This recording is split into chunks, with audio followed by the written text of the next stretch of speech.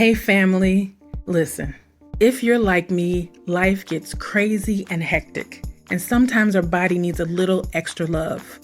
For years, I've been using something that has been a game changer for me, as well as recommending it to my clients. I'd like to introduce you to Vital Body. It is packed with 37 fruits and vegetables, 19 herbs and spices, prebiotics, 15 strands of probiotics, 21 different enzymes, and I'm telling you what, you get 100% of your daily dose of 21 vitamins and minerals straight from nature. This product contains no GMOs and it is vegan friendly. And here's the best thing, there are no artificial flavors. So if you're ready to kick off your vitality journey and you want to feel better daily, and if you're like me, you want a little extra sleep throughout the night, head on over to vitalbody.com/Monica. And because you are a member of the Black Women Amplified family, they are graciously giving us an extra 20% off of our order. Just use the code Monica20. Get prepared. I can't wait for you to try it. Head on over to vitalbody.com/Monica and start your vitality journey today.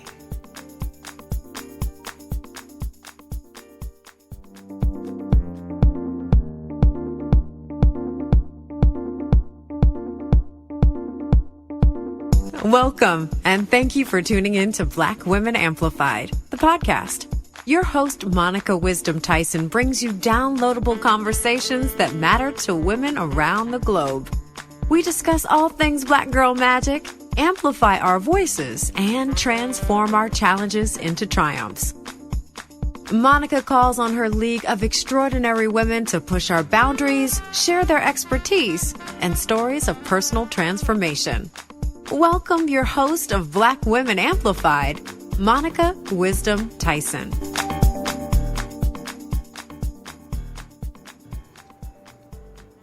Hello, everyone. This is Monica Wisdom, the host and producer of the Black Women Amplified podcast.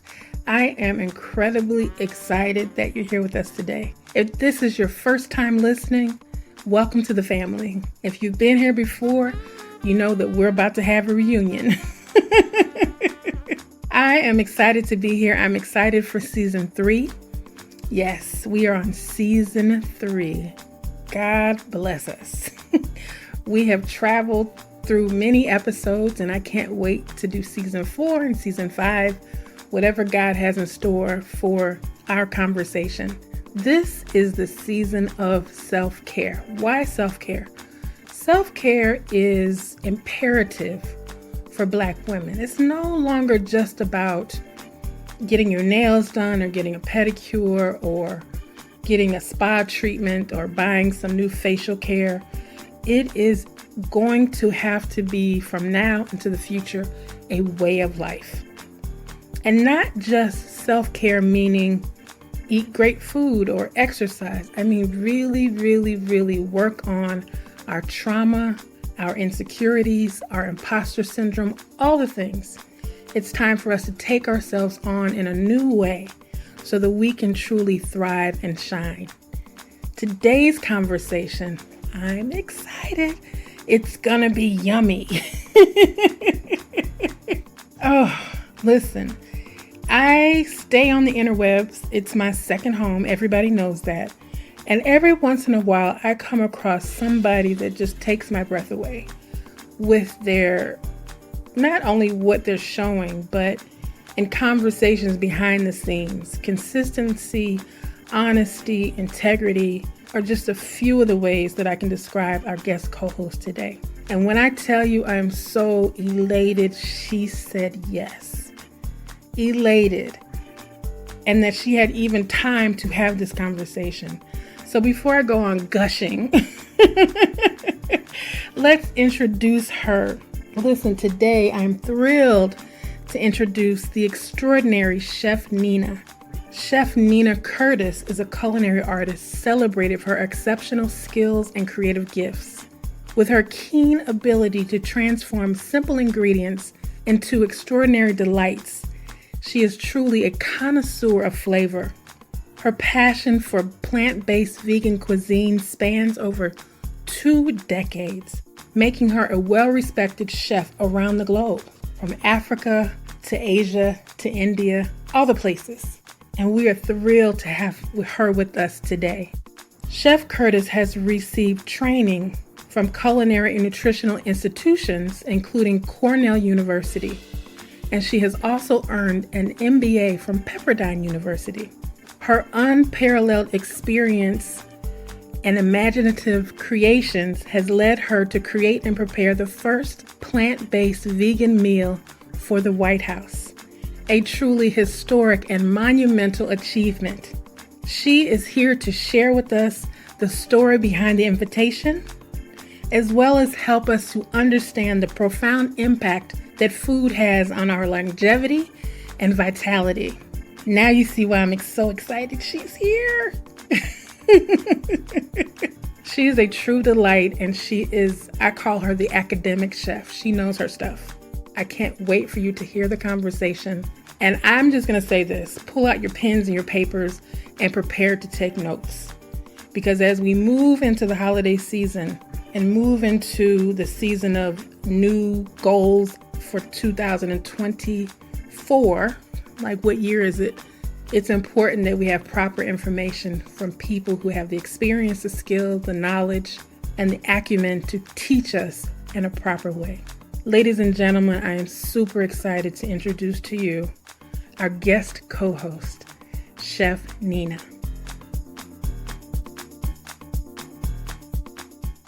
Hello, Black Women Amplified family. This is Monica Wisdom, and I am so excited that you're here with us today.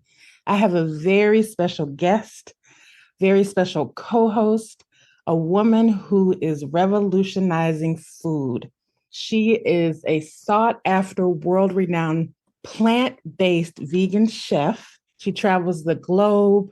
She cooks for the White House. She does all the things.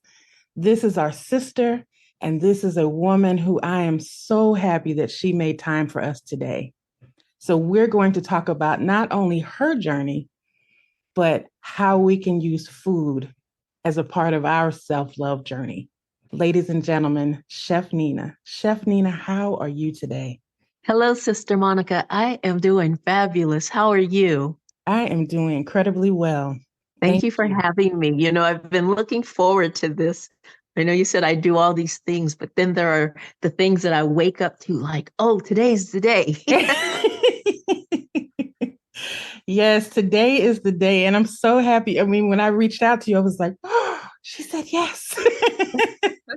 I've been following your page. And here's the thing. I didn't even know that your food was vegan because it looks so good.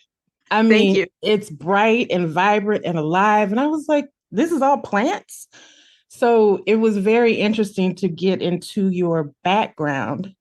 And so can you share a little bit with us about your background? Because not only are you a vegan chef, but you once owned a holistic spa.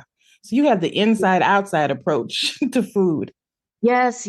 And I have to tell you, if I had $1 for every time someone said, this doesn't look or taste vegan, I would be retired on an island sipping on a mocktail. So thank you for that. That's a compliment. But, you know, if we look at my journey, and I'm going to put it in a capsule because there's so much for us to talk about, and it's really about reaching out to your beautiful audience. But I started in the kitchen. As I shared with you already, I'm the eldest of 4. And by 8 years old, 7.5, I was already in the kitchen with my mom assisting. And my dad professionally was a catering chef. So if anybody out there listening has a family that's caterers, you already know your hands are needed, and it doesn't matter your age. And, you know, I was a latchkey kid. And so I, in my head, was like, I'll never be a chef because I don't get allowance. I can't cry, and these onions are burning my eyes. So never say never. So I really followed my path, and I took this whole journey because my mother also sold Mary Kay, and I prayed we never get a pink Cadillac until Natalie Cole came out with Pink Cadillac, and it was all cool. Right. I just have this very colorful life. So I try to come to life and get people to have this imagination, of my movie of life. So I took the road, and I've been in why I had a holistic healthcare spa in West Hollywood and Beverly Hills was because I went into that industry. So I worked years in the professional, if you will, spa arena, salon, skincare arena. And I did that. And I always cooked at family gatherings or friends. But over the past 2 decades, I was bodybuilding, natural bodybuilding competitively, Venice Beach, California. And my body one day just said, no, we're not doing this. And I was like, we're not doing what? I'm in the middle of a competition, getting ready to get on stage. And I was like, no, we just don't want any more animal flesh or secretions. And the type of person I am, I've really learned to listen to my body. I've listened to it. That doesn't mean I've always followed what it said, but I've learned to listen. And at that time, I really listened. I was already studying nutrition because as a bodybuilder, everything is about diet, working out, not having too much water excess. I was weighing in competition time at 9% body fat. I'm 5'8", weighing in at 140. So, there were all these things that you spent about 6 months focusing on. And when this happened, I just took the deep dive. My mom already had her own garden. She cooked from scratch. We rarely ever, maybe a chicken pot pie in the freezer. My grandmother, you could get Swanson and have pie if you wanted in the morning. We'll get into culture and how food impacts us based on our culture and our families, et cetera.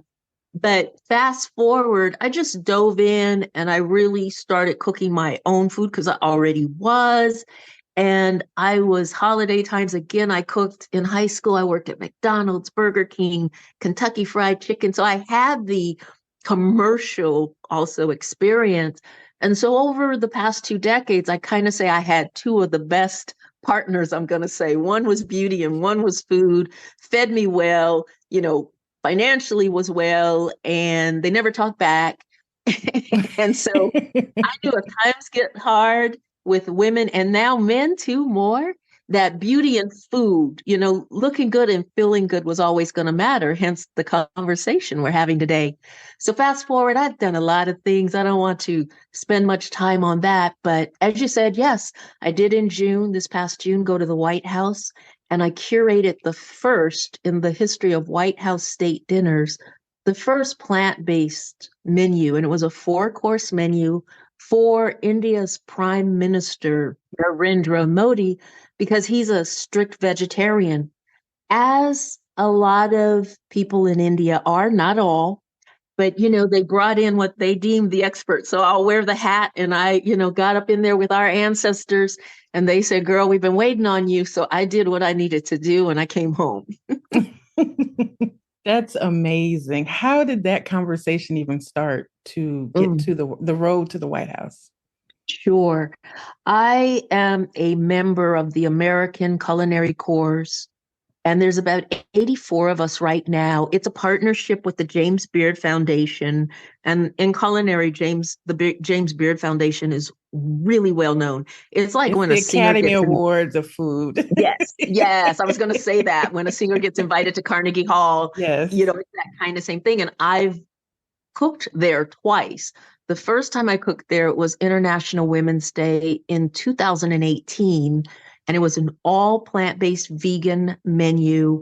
I brought in, because it was International Day, I brought in a plant-based chef from Hong Kong, a plant-based chef from Berlin, and then the other chefs with me. There were a total of 6 of us, all women, all plant-based, making herstory, HER. And so that was that start of the relationship with the James Beard Foundation. And then I was invited to come back with one of the women, Chef McKinney Howe, who has Plum Bistro in Seattle, African-American woman. Her family, 25 years more ago, were making vegan patties, her mom and her dad. And so then she was nominated and she invited me to come back. So that was the relationship. But the American Culinary Corps is a partnership between the James Beard Foundation and the State Department. So they've collected or gathered 84 of us around the country. And our position is to really be culinary diplomats and show the best of American cuisine. So when I got the call, it was, okay, the first lady wants to invite you to come to the White House to cook. I thought it was one of my friends because, Monica, I have a lot of great friends and we prank each other and we, hype each other up. And so I was like, who's calling me talking about I'm going to the White House? And then I quickly realized, no, this is real. This is real. Pay attention. So it moved fast because, it was a couple of months. And that's a lot of time. You can get things done. But for some, that would be like, oh my gosh, what do I do? So I got there, I did a tasting of 12 different items that could be chosen for a 3-course meal. And that was with the first lady, and I had to keep my head about me like, okay, do what you know to do. You're feeding, you feed people. Everybody to me is a VIP. Everybody's a VIP if you're allowing me to feed you. So I fed her and her team, and they made the decision on the final menu. And then I worked very closely because I always get asked, well, what did you really do? How much input did you have? I had a lot. And so I worked very closely with the executive chef, who is a female, Chef Chris Comaford, who's been there for years. And she was promoted to executive chef, first in the history of White House chefs. And then also Chef Susie Morrison, first in the history of White House executive pastry chef. So, when we stepped out on the press day, Monica, and it was 3 women, I can't tell Did you you how cry? proud I was. I would have cried. No, I cried. I kept it together. I'm not letting you see. I had an aunt that told me, if you cry all the time, when I was a kid, I cried all. If you cry all the time, you're going to run out of tears. So I hold my tears for when it's really important. And that might be like a movie, but that's how that was. Mm-hmm. And we had 400 guests. And the feedback I got, because, the White House, the team, they're used to this. They do their thing and they have different chefs, the cook for the family. And then they're always doing something. The next morning after the dinner, they were on to a big breakfast. So this is how they roll. And they bring in guest chefs because not that it gives them a break. It does not. But it gives them insight like any chef. Most chefs move from restaurant to restaurant because we get to learn new techniques. And so they bring in guest chefs that, I got a lot of DMs coming in from IG, like, make the prime minister this. You're not Indian. Why didn't they get an Indian? No, we're not trying to serve Indian food. We were trying. First lady said to me, I want to showcase the best of American cuisine. We considered local, but we think, global. We did seasonal. And so it was really like, if you went to India, Prime Minister Modi was not serving you American food. Right. He was not. You were not getting hamburgers and French fries. You were not. Although one president went there and wanted that, but I'm going to leave that alone. Oh, no. No, I'm not going to go down that road because we got too much going on. But all that to say, that's how that happened. And it was really beautiful. I have to say, I felt like you called me up and said, Nina, come over, let's hang out. And that's how comfortable First Lady Dr. Jill Biden made me feel, and the team. And like I said, I really felt our ancestors. I'm not being woo-woo. And I didn't think I was going to feel this sense of overwhelm to really realize the fact that that kitchen was modern and had all the things. That was the structural kitchen that was there since the time. Oh, wow. So the energy was really heavy. And when I go back to my hotel room, I would just sit with it and listen. But it was very positive, and it was like, do your thing, show out, do this. And I was inspired by that, but I didn't talk about it at the time. I said that to no one. I think I've said it to you, and I think I've said it in another interview of the Sacramento Sac Observer up here where I'm at in Sacramento, that focus, and it's the oldest newspaper that highlights African-American, issues and highlights their success and all. I'm sitting here and I'm like, my body's going tingling because this is a Black woman who had this experience. And for them and it wasn't that nothing against anybody. It wasn't that you worked there and it was your job. You were invited into the space to bring your genius because one, you put the work in, and two, everybody believed in what you were doing. And that's such a rarity for Black women to get that level of acknowledgement. So I'm You're right. elated that you were able to get that level of, not just your girl saying, oh, girl, you bad, but this was the premiere and it was an international experience. And the beauty of it is you were still grounded in who you are. And I think that's what walks you through most doors, is that you are there to nourish people, not Yes. for Yes. all the other things are great, icing on the cake, but you're there to nourish people from the inside out. And it seems like that has been your whole journey, even when you were sitting at your mother's counter cutting onions and you better not cry, Yeah, yeah, that was my dad, but my mom too. My mom, and I want to say that, and I thank you for acknowledging that, because oftentimes we get into situations and we have to say to ourselves, I was made for such a time as this, like the book of Esther, right? And that's what keeps me grounded. We have to find those, I think, pillars and those support systems. I always carry my imaginary toolbox, and I've had enough experience that I can not assume what something is going to be like just because I've been in numerous kitchens and numerous kitchens of other chefs. And you have to have, diplomacy and grace. And not all people have that. So sometimes you walk into a kitchen and they're already expecting you to have maybe an attitude. I don't walk in with an attitude. I leave my baggage at the door.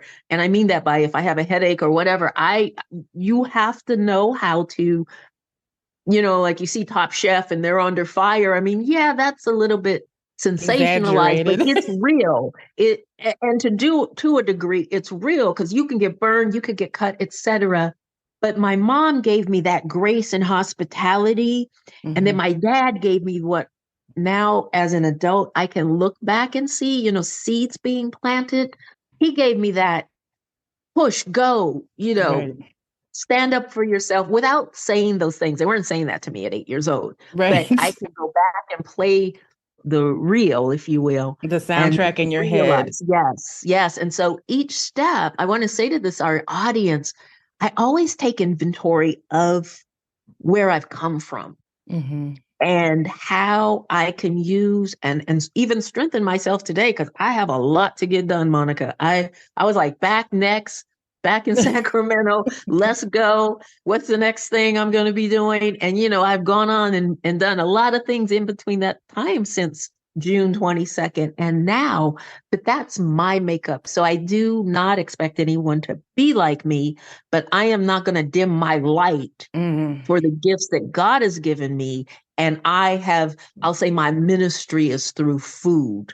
So I do take it seriously about nurturing people, and why I advocate for whole plant-based food, etc. now over 2 decades. But my mom always cooked from scratch, no matter what was on the plate. And she cooked what they'll call clean now. She was really ahead of her time. And then, my dad's in the back barbecuing and you're sucking on the bone. But, I have to realize those were things I came from, but it gave me a palate. It gave me a palate that I know now. Most of the people I cook for are not vegan or plant-based, but I've had that experience. Yeah. And the thing is that that's an important part if somebody chooses to go to vegan or vegetarian. And I do want you to get into the distinction between vegan, vegetarian, and plant-based vegan. Sure. I don't know all the differences just out of curiosity. And I think it's important to make the distinction. But anytime you're going to something different, you have to give yourself time to revitalize or get used to the palate of the foods. That's because there's been times when I've gone vegan and I realize, I don't want this anymore. I don't have a taste for I don't have a taste for this anymore once I start eating. But sometimes I have a craving. But the thing is we have to give our palate time to adjust to new flavors. And so can you tell us about the distinction between vegetarian, vegan, and plant-based vegan? Yes. And I think depending on who you speak to, I mean, there's some solid ground. So vegan abstains from any animal byproduct. So that's flesh and secretions. And when I say secretions, dairy. Okay. Or cheese made from dairy. Mm-hmm. But also, I don't eat honey made by bees because it's a byproduct.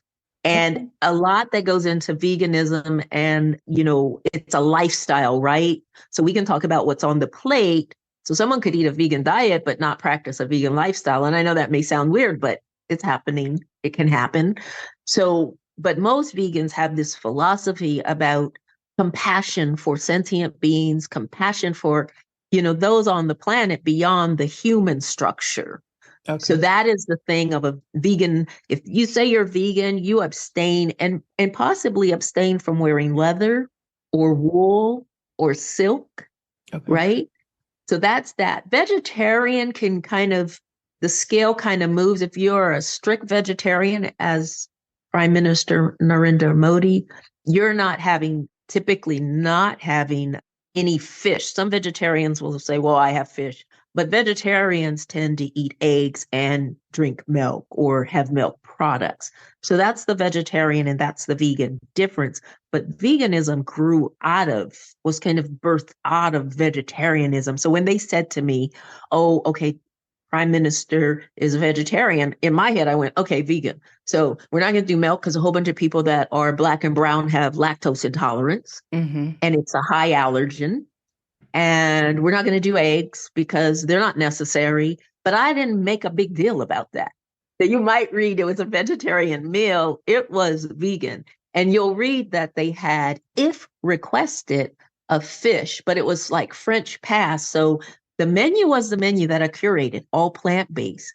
And that was what everyone ate. That was what everyone was served. And then, as they do French style, while they were serving, they had the platter of fish and would say, would you like it? But I can tell you, and now I guess I'm telling the world, there was a lot of fish that came back because there were a lot of vegetarians that did not eat fish in this 400 guest audience. Mm-hmm. But I didn't cook the fish. I don't cook any flesh or work with eggs. So I make that always known up front. So if that doesn't work for someone, I understand. But those are my boundaries. How did you become so clear in your boundaries when it came to your career? Because I know so many people get into the career and they're like, well, I got to do what I got to do to get on. And you're like, nope, this is what I do. This is my lane and I'm good here. Did it hinder you being that focused and that centered, or has it helped your growth in your career? I think it's excelled me, but let me tell you where that seed came from. I worked at McDonald's and we had a witch of a manager that would come in and how many seconds it took you to say hello, blah, blah, blah, blah, blah today. And I did all that perfect, but I felt he was so nasty. And I had grew up on character and my whole team, the store manager was in a booth trying to cheer me on. And I did everything I needed to do, but I was not feeling him. Mm-hmm. So I got suspended for the day by him because he decided I had an attitude, which I did. And because I just was not you today. It smells like a skunk. It is a skunk. Right. And I was upset and I went home and my uncle was over and I was upset. He's like, what are you upset about? And I told him, he said, listen, you were looking for a job when you found this one. Don't you ever let somebody change or challenge your character. You get another job. And I actually did. When I got tired of it, I went to Burger King and then you could have it your way. But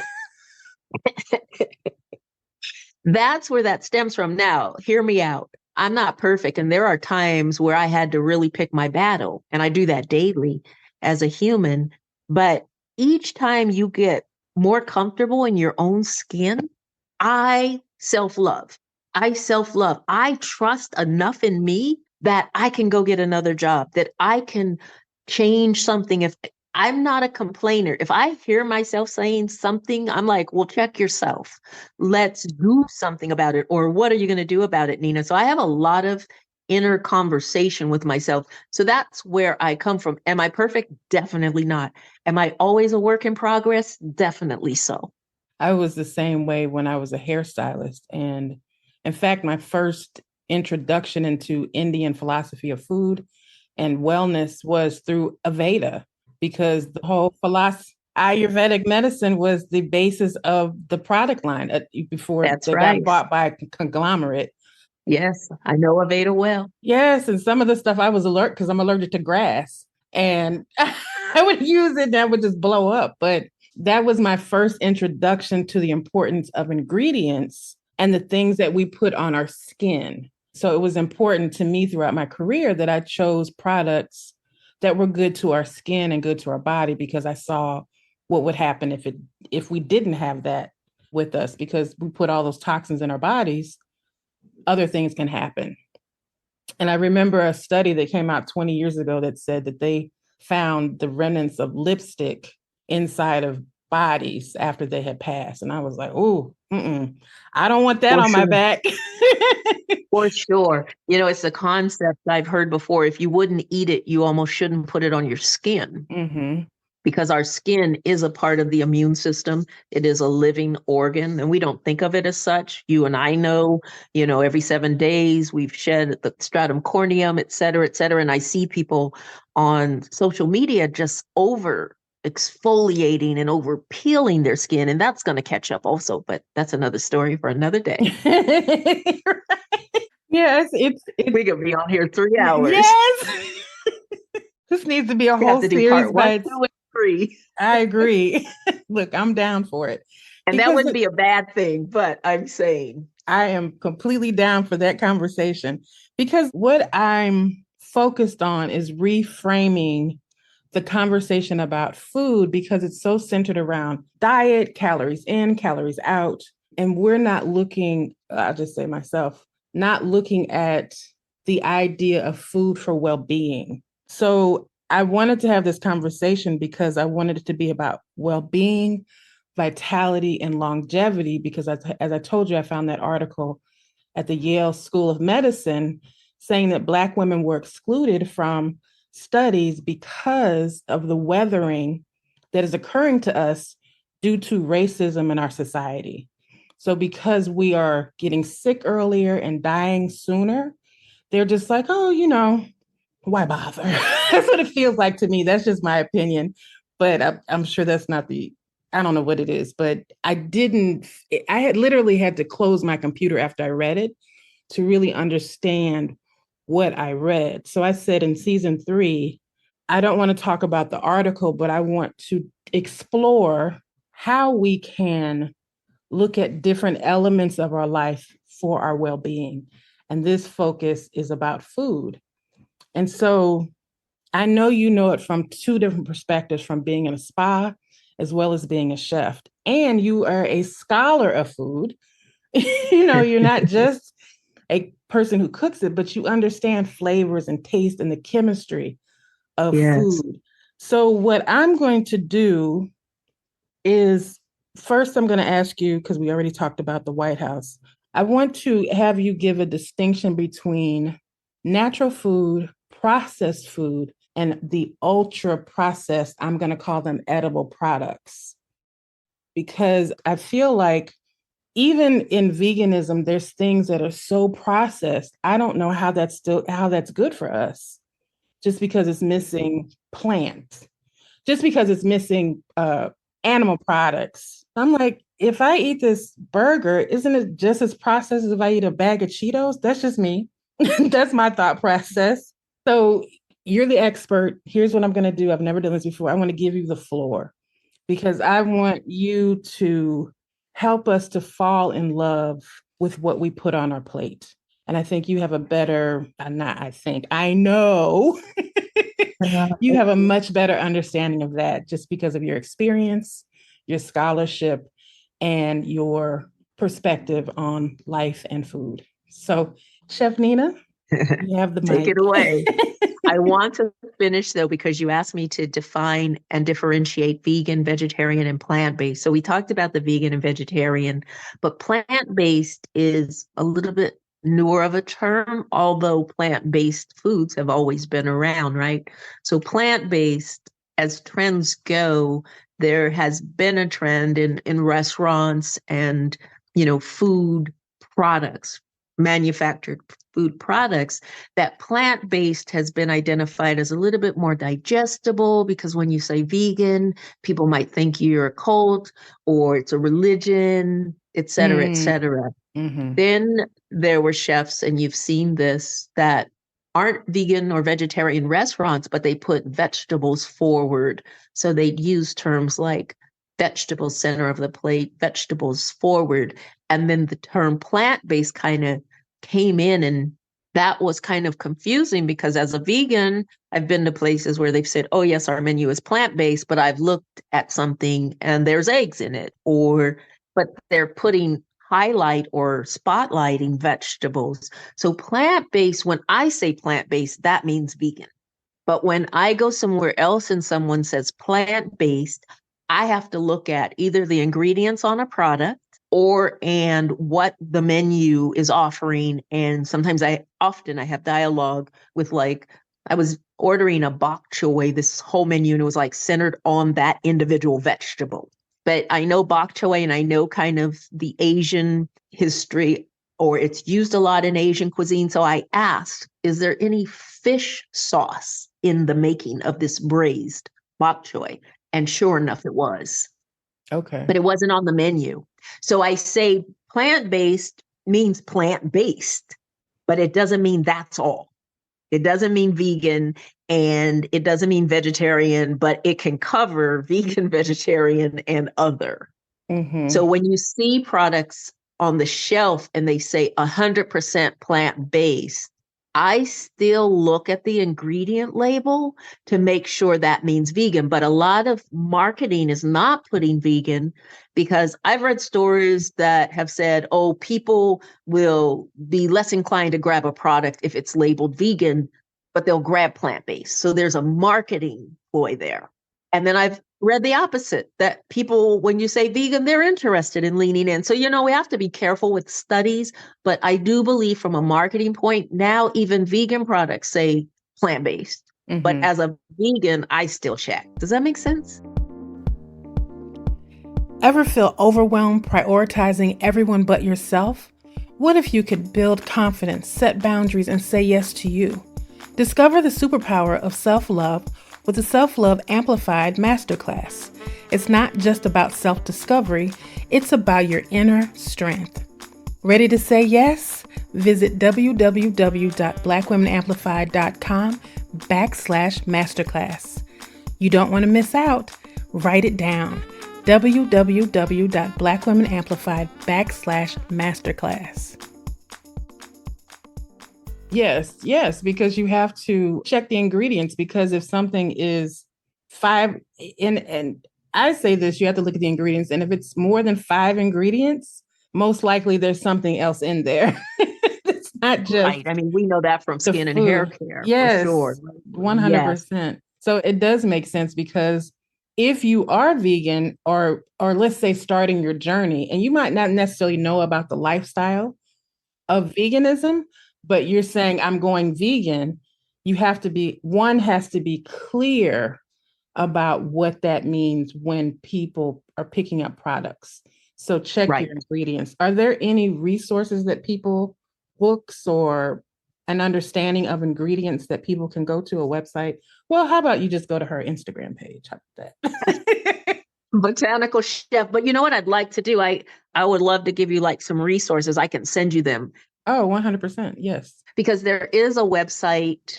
It's anygreensnecessary.com. And that is Tracy McWhirter. I think you pronounce it McWhirter. And she's written a book. And so I think that has a lot of resources and a great place for women in general, for men too, that it is speaking and focusing on 10 million Black vegan women movement is what it's called. Okay, I will put that in the show notes, and so people can go directly to the information from there. Yeah. And the thing is that when we think about food, people have, and I'm going to give you the mic in a minute, but there used to be a time like your mom made food from scratch that we would sit down and eat together and have community. Right. But now we traded that in for busyness, hustle, and convenience and comfort. And so I just want to, make it sexy again, make it community again, because there's something happening with us as Black women that we're not looking at. And I believe that we aesthetically amazing. You know, we got the hair, we got the nails, we got the clothes, we got all that to get the careers, the all the things. But inside, there's something happening because the math ain't mathing. The fact that we are high in certain illnesses, the fact that we are stressed out, the fact that they're not studying us because we're dying earlier, the math Right. ain't mathing. And so when it comes to self-care, I want to expand the conversation beyond just a day at the spa or a night out with your girls. It has to be a lifestyle where we fall in love with ourselves and look at food as a way to love ourselves, not just to look good, but to feel good. I remember when I went to California one time, I went to this place called Gratitude Cafe. Oh, yes. Well known. And yes, and the people glowed. The food was amazing, but when you looked in people's eyes, the white was white, the blue was blue, and their skin was radiant. Yes. You're And by the beach getting negative ions that are really good for you. yes, and it was just like, how can we use food as a tool for our glow? Yes. Yes. So we can't get life. We get life from life. I always say this, we can't get life from death. And so when we look at our plates, we have to start looking at how much life is on my plate versus death. And that's just, I speak it as it is because I don't know how to candy coat it because Oh, we I get have it. to start realizing that food, yes, is for sustenance. But as you've said with so many things, we've also turned it into entertainment. We've turned it into comfort food. We've turned it into binging when I don't feel good, etc. So, the food that we choose to consume plays a pivotal role in our journey towards, I believe, self-love and self-care. And self-love to me is that being okay in my skin, loving me for who I am with all my imperfections and continuing to be my best, where self-care is the action of, okay, and along with loving myself, I'm going to do the things, as you said, I'm going to make sure I'm well groomed and the beauty part, yes, but you and I know the deeper part is I'm going to do scalp treatment to really take care of my scalp so my hair can look luxury, it can just radiate and be Mm-hmm. lustrous. Or I'm going to really add juice, fruit, vegetable juices and smoothies to my diet so I can give my digestive system a little break, but that's going to give my skin glow. Or I'm going to make sure that I have these I take my ritual bath with my salts and light my candles. All those things are the action of self-care for the self-love you have for yourself in my definition and how I see myself. So when we get into food has such a huge role in self-care and love because it serves as the foundation for our physical health. It influences our vitality, our energy levels. Thanksgiving, we're about to get into it. And we know people are going to be in a food comatose. The tryptophan in the turkey, eating too many sweets, overeating, right? There is a Japanese concept, hara hachi bu, and it's being mindful because mindfulness of the things we eat and consume, whether it's liquid or food solids, is very important. So it's this concept in American English, if you will, 80-20 rule. Stop eating when we're 80% full. But who knows when they're 80% full? We know when we're past full because we feel it. But it is this mindfulness of being mindful of the food you're eating, being mindful of the food that's on your plate. I went years ago to a conference and it was a silent lunch. And the people that could not sit in the tent and just be silent because there was so much noise going on in their head. But the concept was to connect with the food we're eating and recognize how it's trying to nourish us. So, and to your point, longevity, I work with the Blue Zones Project in the healthcare company that I worked with, and it's studied over 20 years, the longest lived people in the world. And there were 5 areas, Japan being one, Costa Rica being one, Sardinia, Italy, Nicoya, Greece, and also Loma Linda, California, because of Seventh-day Adventists. So there are enough studies out there to show, and the Blue Zone says plant slant. So most of these cultures, while they weren't vegan by definition, they ate very little meat. Japan, they don't drink milk, right? So they could look at the common denominators, not just food, but food was important, community was important, self of purpose was important, having a faith was important, having a tribe was important, movement was important. Most of these people were still farming at 100 years old, centenarians. So there is enough out there to support us. But as you said, it gets glossed over, or you're beautiful in the commercial and you got a burger. I mean, I know a lot of women, when they go out, they barely eat because they don't want to mess up their lipstick. But where did we get to this point? And so I think food becomes, no matter what's on your plate, Monica, this is what I want to say. I'm a plant pusher. So I am not judging by what's on your plate. I am not trying to convert you to veganism. Yes, I'm very compassionate about sentient beings that feel pain and hurt, etc. And oppression to me is oppression, right? And I'm concerned about our environment. Where we're going to go live. I don't want to go to Mars. I want to stay here. Everybody else can go with that guy. Well, I've already found a place on Saturn because these people are crazy. Has nothing to do with the food. Yes, but I want all the crazy people to go away so I can stay right here and plant my garden. Great. So, no matter what you eat, I want to get this across that I am an advocate for getting more whole plant-based foods on your plate, no matter what else is there, because we have an issue with gastrointestinal problems. We're not getting enough good fiber. We're not chewing our food so that our digestive system can work properly. We're taking foods in whole. Eat some corn and you'll see that, because it just doesn't really break down, but that'll tell you how long food is in your digestive system when you see that bright yellow come out. So just adding more fruits and legumes and grains and seeds and nuts. I mean, like you said, I got bored with this. I will tell you, there are 365 days in the year, and I can be exaggerated, but I can make you 3 meals a day, 365 days, and you wouldn't eat the same thing. That's just how many edible plants there are available to us, but they may not be at our stores.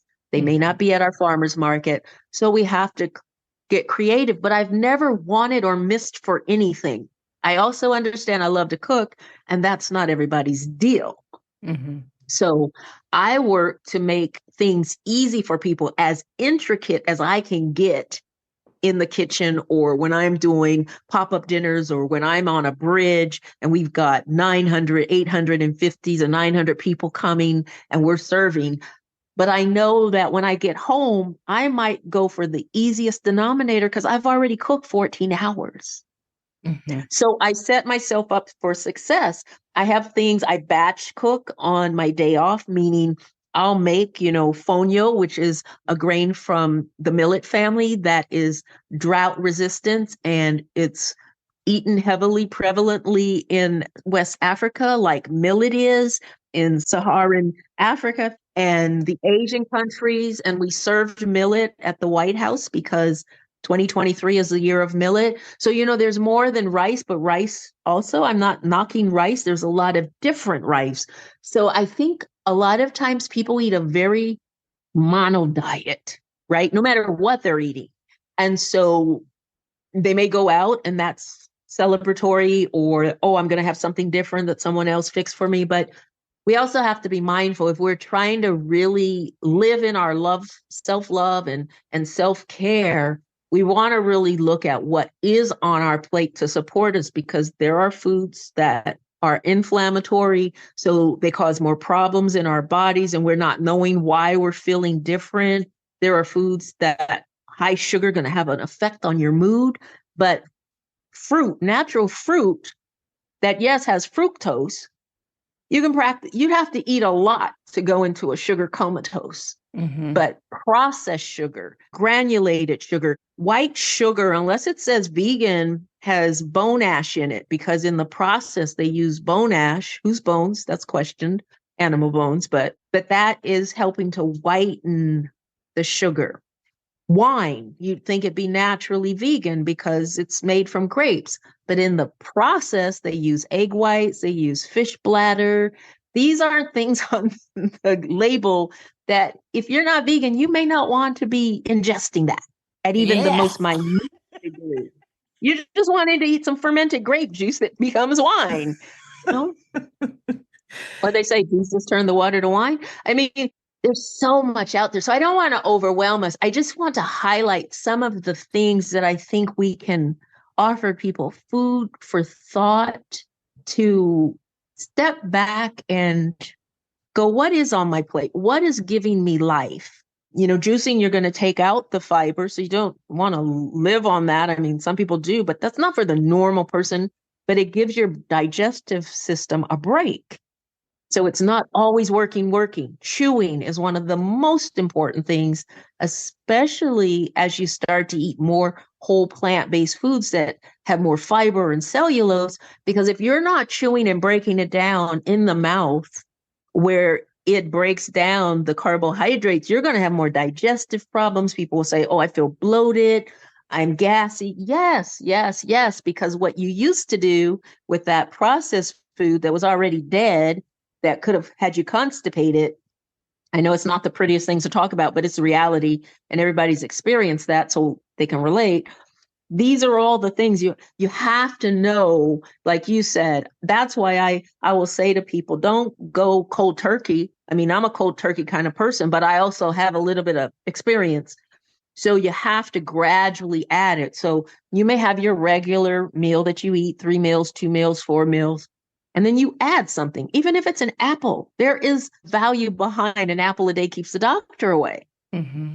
And so I always work with people to identify where they are and what they want to achieve, because, right, we can look the most beautiful on the external, but we can feel like crap on the internal. And I've heard enough people say that. And that could be headaches, that could be perimenopause, that could be gastrointestinal issues, which we see really coming up. That could be pre-diabetic, type 2 diabetic. That could be hypertension, the salt intake, the sugar intake. I mean, there is so much going on in this magnificent body of ours. Mm-hmm. And we would never wake up in the morning, get in our car on empty and travel across town. But we will get up, either have something, coffee with cream, with a lot of sugar, and go the day before we even get to lunch. So where is that on the scale of self-love and self-care, right? I try to create a lot of analogies, like we just wouldn't do it in our car because we know it's going to be empty on gas and break down. But why do we not think our bodies won't do that? And the impact on our mental capacity, our emotional capacity. When you talk about that article, and there is a whole book out on medical apartheid. So I'm not surprised by that article. Mm-hmm. I'm not at all surprised by that article. I work in healthcare. I advocate for my family members when I see things going a little bit crazy, because it is what it is. So we have to stand up for ourselves. That's self-love. We have to stand up for ourselves and advocate and know what's going on to the degree we can, at least how we feel. If we know when that time of the month comes, when do you feel your best? When do you look in the mirror and go, wow, I look really great? And, the next day you're like, what happened? That's how fast we're fluctuating. So there are so many things that we don't have right at the tip of our thought, like, am I eating mindfully? How is the food I'm taking in affecting my mood and how I feel and, keeping me going? I mean, when we look at, and people will say, well, my grandmother, my aunt, that was them, and that was of a different time. And that's what I used to tell my clients when they would have hair loss. Well, this is hereditary. This is my mother had this. I said, no. This is not about genetics. This is about choices. What you inherited was how they eat and how they manage stress and how they deal with their day. That's what you inherited. You didn't inherit the biological elements that they have for your hair coming out. If you change your diet, you get rest, all the other things, if you do that, your hair will come back. Hair loss is a symptom of something else that's going on in your body. And the same thing with, like you're saying, mood with food. these illnesses that you're speaking about are a symptom of something else going on. Their lifestyle disease. Yes. Yes. We have to be more curious about what we put in our body. Continue. And to your point, you talked about, the whole foods, scratch, then you said processed, and then you said highly processed. So let's tap into that real quick. Because like I said, we could be here three hours or more, because we're like opening up Pandora's box. So whole foods are in their most natural state. That's eating an apple, wash it, right? If it's organic, better. I mean, there's the Dirty Dozen and the Clean 15. And that is through the Environmental Working Group. They have a website, Environmental Working Group, ewg.org, ewg.org. And every year they put out the foods that have the most pesticides in them, the Dirty Dozen, and then the foods that you don't have to, spend your dollars, your hard-earned money necessarily on buying organic. Like, I rarely buy organic avocados because the avocado trees in California or even Mexico, they're just not spraying them. And I know this from the farmers that are saying this.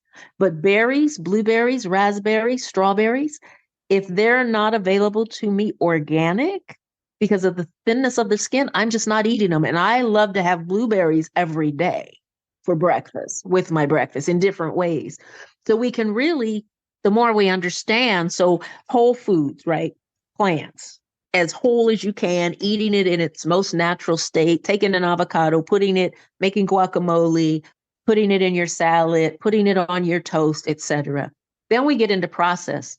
There are processes I use when I take frozen fruit and oat milk and I blend it up and make a smoothie. I've processed that food into a liquid. So not all processed things are bad. There's a lot of processes and techniques we use to enhance or embellish the food, the serving, etc. You go to a restaurant and you watch how they cook and we get all excited, like, whoa, why can't I do that at home? Okay, we get that. Then we get into highly processed foods, and those are your processed sugars that are in everything that you think. If you look at dressings that you buy, like, why does it need all that sugar? Why is it the third ingredient or the fourth ingredient, as you said, on the label? Saturated and trans fats. That's getting into our fried foods that we love, cuts of meat, processed baked goods. All of these things increase or promote inflammation. We get into refined carbohydrates. Carbohydrates are good, but maybe, I should balance it. If I like to eat white rice, like add some brown rice or add some other grains, white bread. And I don't know the last time I had white bread. I just don't do it. I have sourdough bread because that's a fermented bread. That's a whole different story. We know processed meats, they came out with, the World Health Organization came out and stated it's causing cancer. So, get that off. Artificial trans fats are different margarines, and this can go vegan or not, right? So we have to be careful of heavily processed foods regardless. And then omega-6, soybean oil, a lot of canola oil that they're using in a lot of almost every food again, right? Especially dressings, and watch your pre-made sauces and, things like that on every culinary cuisine. Excessive alcohol, we know that that's going to dehydrate and cause inflammation. And then we get back to, so I worked at McDonald's. Those French fries, there's a video out there about how the potatoes are specifically made and how they have to be gassed to kill all the fungus and they're held for a period of time. And then you've got these frozen fries that go around the world because McDonald's is a huge organization. And then you deep fry them in oil. And when's the last time that oil's been changed? And what happens when you get a fat and a starch? We create acrylamides, like acrylic. So acrylamides harden the arteries, get in the arteries and harden them. They break down the collagen in the skin. So if we're eating a lot of foods, we are going to start aging, pre-aging. I don't care. Black don't crack. Well, it depends. In this world, it's different. It's cracking, different, honey. It's cracking. Because we think we can do this in our younger years. Listen, I used to have such a voracious appetite. I go to Taco Bell and kill half a dozen of tacos. Okay. I haven't touched a Taco Bell in over 30 years, but I'm saying, I'm not judging the Taco Bell. I'm saying the excess that we are not taking account of. There's a beautiful book, The Body Keeps Count. The body keeps count. And it really is important to not believe that what we did and how we felt in our younger age, and even if you're young, I mean, 10 years today is a whole different 10 years a decade ago or 2 decades ago. It is just different. So we want to focus on nutrient dense and concentrated food. You're going to get that most from your fresh fruits and vegetables. That doesn't mean you can't saute or braise or roast or broil.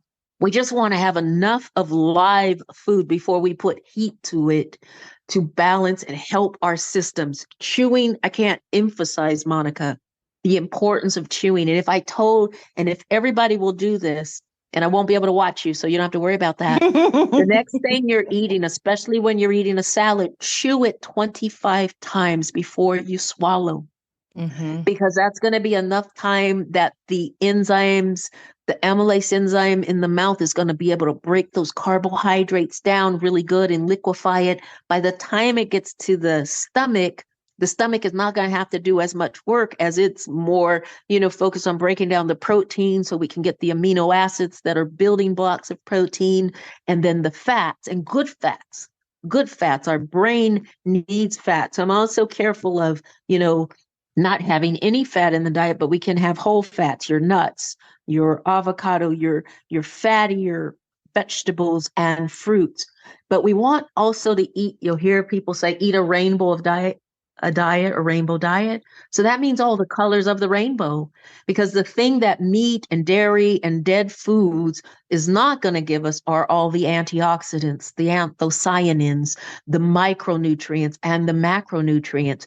It's been a myth forever and a day that you're going to get protein and it's a blending of, but there are whole plant-based foods that have all the amino acids that the body doesn't make. That's old passe talk, but they're still talking it. No, nobody needs milk from a cow that is made to feed a calf to grow to 300 pounds. And that is not where we get our calcium. Actually, dairy milk has been proven through studies to cause calcium leaching from the bone. So you're going to get your calcium from your leafy greens and green vegetables and nuts and seeds. Okay, you can tell I get very, very excited about this. Listen, I appreciate it. I appreciate it because this is the information. Here's the thing. We always say we need representation. And it's important that if we're talking about Black women, we have to talk to Black women who are in this, because not only do you know it from an educational standpoint and your scholarship, but you understand it as a Black woman. So you're getting the same messages we're getting, you're getting the same information we're getting, and you process it and you learn and understand it in a way that you can communicate it to us in our own language. I'm trying. And I want to say this too. I always set a disclaimer because all the information that we're sharing, all of this discussion is for more information that one then goes on and does further due diligence and educational purposes. I am not a healthcare provider. And even if I was a doctor, even if I'm talking this way to you, I'm not going to start prescribing because I don't know the end user. So we have to be mindful of who we gather information from and listen to as it's, the Bible or the last word. We want to gather information and then we want to be able to sit with it. Like I imagine that I'm serving you this very high-end spread. Everyone that's listening, Monica, you've invited me to your table. I've created this delicious, food spread, high end, the way I like doing things, very beautiful in colors that already starts prepping the brain to want to eat and salivate. And just then when you bite into it, it promises, it delivers. But we've got to take this information and what's said, because Monica, you and I and 20 other Black women listening in on this podcast are unique as much as we all have all the main organs of the body and everything else. Because what about our culture? Where did you grow up as a Black woman? What is your culture from? What kind of food were you fed? Or what foods weren't you fed? What's your relationship with food? How does it make you feel, good or bad? What do you reach for when you're not feeling good? What food is that and why? We have to each go on this food journey with ourselves. There's support. There's you. There's me. There's groups. There's, the 10 million Black vegan women. There is all kind of support out there, but we have to get to a place that we know how we feel. We know our own intuition. We know more than anybody on the outside could ever tell me. Yes, I can give you all the scholarly, as you call it, thank you, information, what studies have proven, but who was in the study? Who was in the study they did? Were there any African American women, African American people, people brown and Black people? We have to think about this. And because I'm on a roll now and I'm not stopping, and because there is such this swarm of, plant-based and vegan burger this and all the burgers out there, that may be okay, like a alcoholic drink, and maybe for some it's not. That might be okay for once in a while. Once in a while. You go out with your girls and you guys are just gonna, I'm not going to call any names out there, but you know what I'm talking about. The burgers that are out there, the donuts that are out there. I specialize in pastries. No one ever asked me about the sugar, but they asked me, where's the protein? I'm like, you need to be considerate of the sugar content and what kind of sweeteners are being used. Is it natural fruit juice sweeteners? Is it date paste? Are they using honey? Are they using maple syrup? Are they using granulated processed sugar? We have to take this on our own, not overwhelm it. But just take a day. Let me say this to everybody. Take a day and journal the food you've eaten. Journal how you felt while you were eating it. And journal what your decision was to eat it. Why we ate it at that moment at 10 o'clock versus 5:30 when I'm famished now. I've worked all day, whether I'm at home working on a computer or I've been running around town or I missed my train. Just take a day, 24 hours, and it will be so insightful that we can all start there. And I do that on the regular, especially in this season where I'm working longer hours and people have holiday demands and everybody starts getting stressed out. This is the prime time, Monica, for our audience and ourselves to really take inventory. Don't wait till January when everybody joins the gym and everybody goes on a diet and not 30 days later, they're already bored or over it. Mm-hmm. Right? Now is the I am so perfect passionate. time. I am so passionate about this discussion. And food isn't everything. You got to move. You've got to take care of yourself. You've got to pray or meditate, whatever your deal is. Mine is prayer. Mine is, getting out in the fresh air. I spent so much time in the gym. I rarely want to go in a gym, but I like dancing. I like moving. I like jump roping. I like rebounding on my rebounder. So we have to find what makes our soul dance and do that. And as much as we are working on, we have conversations about mental health. Food is a part of that conversation because there It's are huge. foods that can bring you, like I just cut pasta out of my diet because I realized that I feel like crap after I eat pasta. And it doesn't just last a day, it lasts a couple of days. And so I had to look at that. Okay, let me look at this. This doesn't work for me anymore, as much as I love it. So it's a part of my mental health because if I don't feel good, I can't do the things that I need to do. I don't want to interrupt you, but you said that, and I'm just doing some work on pasta. Handmade pasta could change your world. So there you have the difference in handmade fresh pasta and then pasta that's on the shelf. How long has it sat on the shelf? How was it processed? What nutrients have been pulled from it? And there is what you are talking about. That is what, to me, you are bringing to the table to enlighten us all about in thinking about where our food is coming from. Because the closer to source, the closer to scratch cooked. And I know people that don't like to cook, and I respect you because I love to cook, but I can still bring that information that if you had some handmade fresh pasta, I bet you'd feel so much different than that pasta that you used to love and used to be able to have and not have a problem. And that's the change that happens to us. It's not overnight, but it feels like all of a sudden, what's wrong? Why am I feeling this way? Because it's been slowly breaking us down. So our food can be the most life-giving food, or it can be the slowest form of poison. Anne Wigmore said that years ago. And she ran the Hippocrates Institute, where people would be told by their doctors, we can't do anything for you. Go home and, say your last goodbyes to your family. And they'd go to her institute, and she wasn't playing. You were drinking green juices and you were having miracle soup, and it was bland because she had to strip everything that was killing us because our body had just gotten so overflamed. Inflammation is killing us, the silent killer. Stress is the loud, silent killer. And the foods, the sugars, the things we've been talking about, excessive salt. Our body is like a car. Again, I'm going to use that analogy. We can drive it so long, in that 5th year, that warranty is over. And what starts happening? Things start breaking down. It takes maybe longer for some of us because just our constitution. And yes, you said the genes. We used to say, 80% of how you age, how you have, health problems is based on your genetics, 20% of lifestyle. Well, that's flipped. To your point, 80% of what we choose to do in our lifestyle can have a huge impact on that 20% of genetics that could bring us down.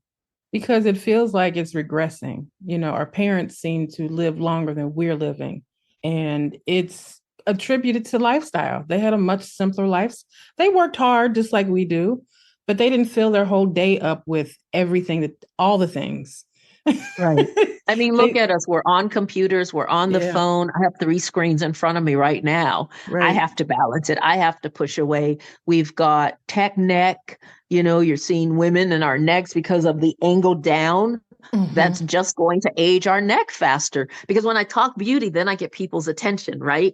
When I talk beauty, that aesthetic thing that we see, we're staring at a computer. Why are our eyes bloodshot red? Because of the strain and the lack of, when we get constricted in our body, then we stop the natural flowing of blood and lymph and everything else that's going on.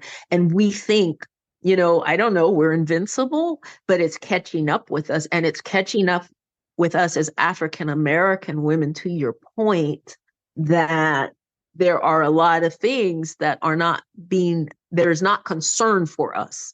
We have to take concern for ourselves. We have to find our voice, and we have to demand, when we go into healthcare environments, that we're heard and we're not shut down. 100%. I think one of the most important things that you've said is that we have to learn to listen to our bodies, because, we are gifted with these bodies, and it's divine engineering. Nobody on earth created what happens in our body. And if we listen to it, just like when you were bodybuilding, when you listen to it, it tells you what it needs and what it doesn't need. But we have to get silent to hear what our body is saying to us. Nina, this has been incredible. Thank you, Monica. Oh my gosh. I've lost time. I don't know what time it is, but I don't care, because this is just the tip of the iceberg. I mean, this is just the very thin skin on that onion that you peel back before you cut into it. Mm-hmm. Imagine so much, but it's a start, because somebody's appetite is going to be whet by it. Someone's going to say, wait a minute, and if you can touch one person, that's always my goal. I want to touch everybody. I'm going to cast my net as far out as I can. But if I get one person, that's one person more than I didn't have. Mm-hmm. So thank you, Monica, for having me here. Remember, fam, do your due diligence. Whatever you take from our conversation today, come back to Monica, ask questions, email her, etc. I'm just giving this to you, Monica. And I'm here. I'm Botanical Chef on Instagram. And community is important. That was one of the things very important in the Blue Zones, the longest lived people. And there is the Netflix documentary. It is called How to Live to 100, the Blue Zones Longevity Program. So you can look that up if you have Netflix. But this is a prime time before we go into 2024 to take back our power. 100. I just had this conversation with my friend who's a psychologist about how one of our goddess teachers taught us that a leaf does not fall from a tree. It is pushed from the leaf ready to come. So oftentimes we start the new year in January, but this is actually the perfect time to start thinking about the changes we're going to make, all the things we need to do so that when the new year begins, that we are ready and primed to go. So you're absolutely correct in that. And especially when we get into these holiday traditions, don't change your traditions, just begin with adding, become food curious. You know, you might have had this, your grandmother had it, your great grandmother had it, but what else can you bring to the table that will add something new to your traditions? So Nina, I am incredibly excited about this. I can't wait till part 2 and part 3. I'm going to put it out there. I know you were traveling the world studying food, and that's another conversation I want to have with you because I think it is important for us to look at other countries and how they eat, because some of these things are American phenomenon based in capitalism. Definitely. So that's an important conversation to have because I know, and I'm going to close out, but when I went to Ghana, I wasn't calorie. I ate. Like we ate, but I lost weight. My skin was better. And when I came back home and went to the high-end organic grocery stores, I still felt sick for 2 weeks until my body had to readjust to an American diet. So there's something else going on here, you know, but again, we're not doctors. No.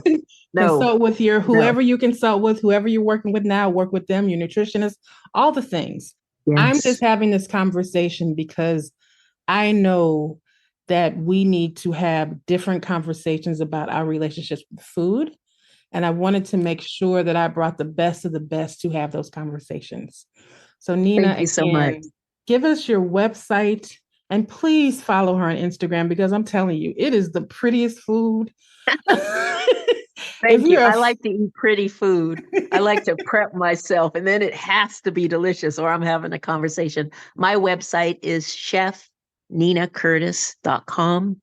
And my Instagram, what seems to be easier for people to remember, is Botanical Chef, like botanical gardens, but Botanical Chef. And then all my other information, my YouTube, etc., is there. So Botanical Chef on Instagram, and that's across YouTube and TikTok.